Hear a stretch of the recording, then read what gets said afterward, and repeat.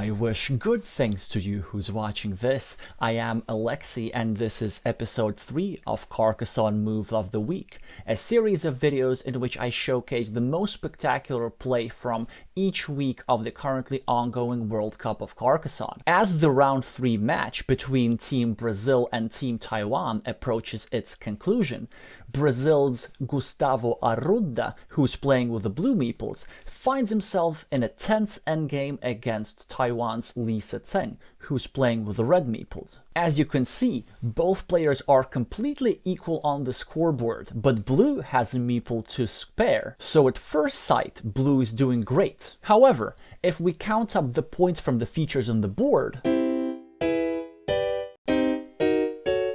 we can see that Blue is in fact trailing by 7 points. So the Brazilian player needs to come up with a plan how he's going to make up 7 points using his 1 Meeple surplus. And this is easier said than done, because the position's pretty closed, there are no really big features left to fight for, and the tile that Blue currently has in hand, the Triple City, is not really a high point scoring tile. But the Brazilian player finds a brilliant sequence. If you think you're a Carcassonne master, pause the video right here and see if you can find the comeback for Blue yourself. But for the rest of you, I will reveal the move in 3, 2, 1. The winning plan for Blue clearly needs to involve the largest feature available on the board, and it is this 9-point field in the center. It currently has 3 cities on it, and each player has 1 Meeple on it, so the field is currently shared. The problem with this field is that it is quite closed. It is difficult to connect to it.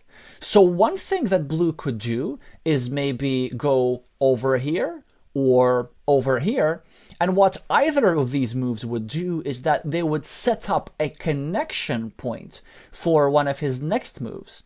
If you chose this move, this probably means that you're quite decent at Carcassonne, but it is still not enough to win this game, and this plan is too slow, because Red, on her next move, is either going to grab a road tile and block that connection opportunity, or worse, she's going to grab a city tile and use that connection opportunity yourself to take the 9-point field away from us and increase her lead even further. But the player with the Blue Meeple spots something special. He drops this triple city tile over here and Meeples the field immediately on this move. The reason why this move is so counterintuitive is because it looks completely ridiculous, right? If Red draws any city tile, a triangle, a triple city, an extender, any of these tiles can go over here and block this farmer permanently with 0 points, giving Blue no shot at winning this game. But if I reveal the remaining tiles, we can see that Blue had calculated that there are no such city tiles remaining, and in fact there are no tiles in the deck that can block this field connection.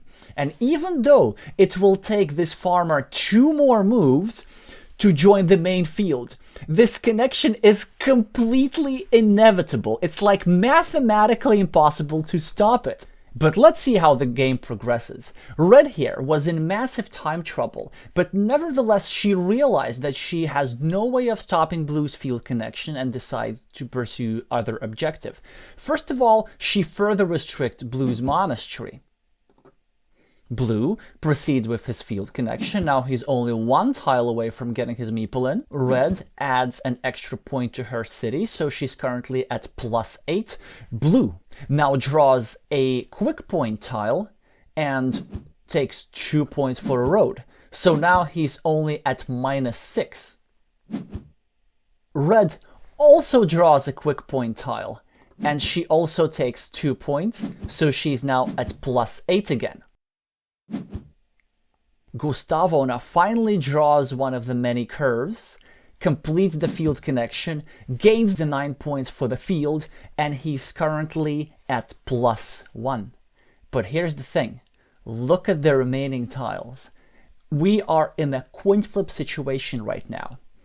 If Blue manages to draw the starting tile, this little city cap piece, it will go over here and he will score 7 points. He will be at +8, and red will not be able to make up these 8 points.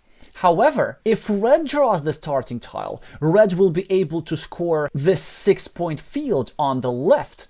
She will be at +5, and blue will not be able to make up his points. So what happens?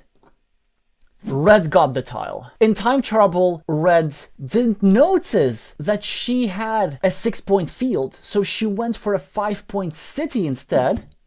Blue scores a 4-point road because it's the maximum possible that he can score.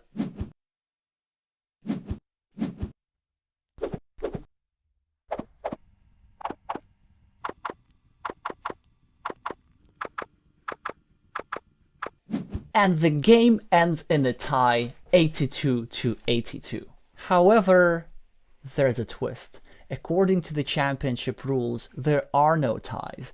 In case of a tie, the player who started the game loses the game and the win goes to another player. And unfortunately, it was the Brazilian player who was the starting player, and the Brazilian player loses the game and the Taiwanese player has it. Of course, it would have been nice had blue actually won the game, but for the purposes of our video, it doesn't matter. A great move is a great move regardless of the outcome of the game.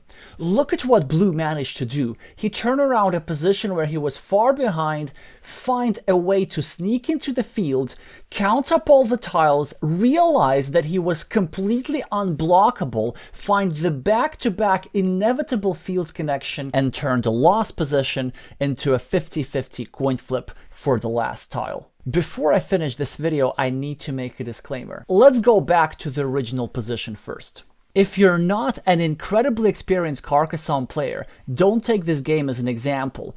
Don't play moves like these. Normally moves like these are bad because your opponent is going to take a city tile and you are going to get blocked. And you're going to have 0 points for a farmer, and that meeple will be stuck until the rest of the game and you will lose miserably. This move only works because blue had counted up all the remaining tiles and realized that due to the specific nature of the remaining tiles, this is the rare exception in which this stuff works and this field connection is completely unstoppable. In fact, these exceptions are so rare that the typical experienced Carcassonne player wouldn't even consider a farmer like this, which is why it is this week's Carcassonne move of the week. If you enjoyed this video, meeple the like button and subscribe for more competitive Carcassonne content like this. And of course, if you're following the Carcassonne World Cup and you witness a move that you believe deserves to be in the spotlight in the next Carcassonne Move of the Week segment, make sure to let me know by sending me a link to the game and indicating the move number. In fact, many of you have already done so for this week's segment. The longest part of making this video was actually the decision making between all the Brilliance moves that y'all had sent me. So keep them coming. Thank you so much for watching, and I'ma see you soon.